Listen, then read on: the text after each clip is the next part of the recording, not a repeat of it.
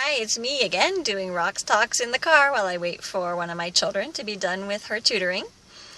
I thought I'd talk to you today about the good news of Jesus and share with you a little bit of my struggle with sharing the good news. And I hope you can relate to me and not think I'm a total, failure as a missionary because, I've gone and lived 5 years overseas and I still struggle with sharing the good news.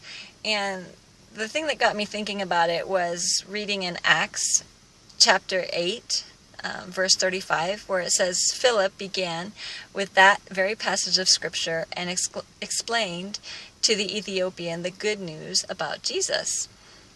And I was really shocked at that verse because for me, I find it very hard to start with a passage of scripture and share the good news about Jesus. I mean, this was an Ethiopian guy riding in his chariot back down to Ethiopia after he'd been in Jerusalem, and Philip shows up and he's like, hey, what are you reading? And the Ethiopian was like, I'm reading out of Isaiah. And that's really hard to share the good news about Jesus when you start in the Old Testament. But for the Jews at that time, and those who understood what Jesus had come to do, it wasn't. For Philip, it wasn't anyway. And I think that my husband, I'm going to brag about him a little bit, is kind of like a modern day Philip. Right now, he is in the Dominican Republic scouting out some mission opportunities. But he's been all over the world. He grew up in Korea, came here 25 years ago, and met me, and we went to Mongolia to live for 5 years, and we've been in Korea and Thailand, and my husband has done mission trips into China and Russia. And one of the places that he wanted to go, one year when I went back to the States to visit my family and he was still on kind of free, is he wanted to go to the great mountain that is in North Korea called Baekdusan. And it has a really big lake on the top of it, and it's kind of like a national thing for the Korean people.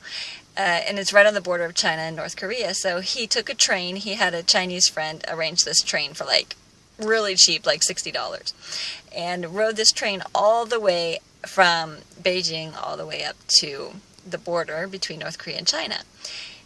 And on the way, he was really bored, so he read through the entire book of Isaiah a couple times.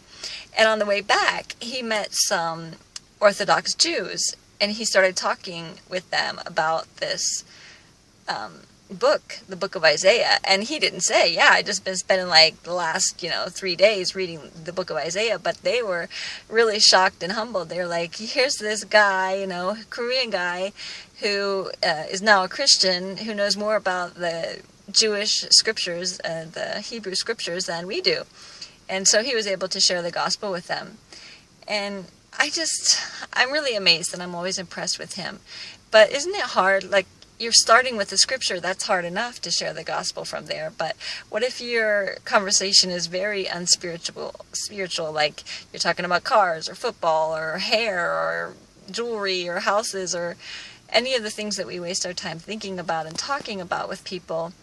I have to admit, and I have to pray, that it is very hard for me to find a way to share the good news about Jesus when I'm on those topics. So I think my answer is just to pray about it. If I really am desiring to share the gospel with people, God is going to give me the inspiration and open my mouth to be able to speak, and open the hearts to be able to receive it. So those are my thoughts for today. Stay in the Word.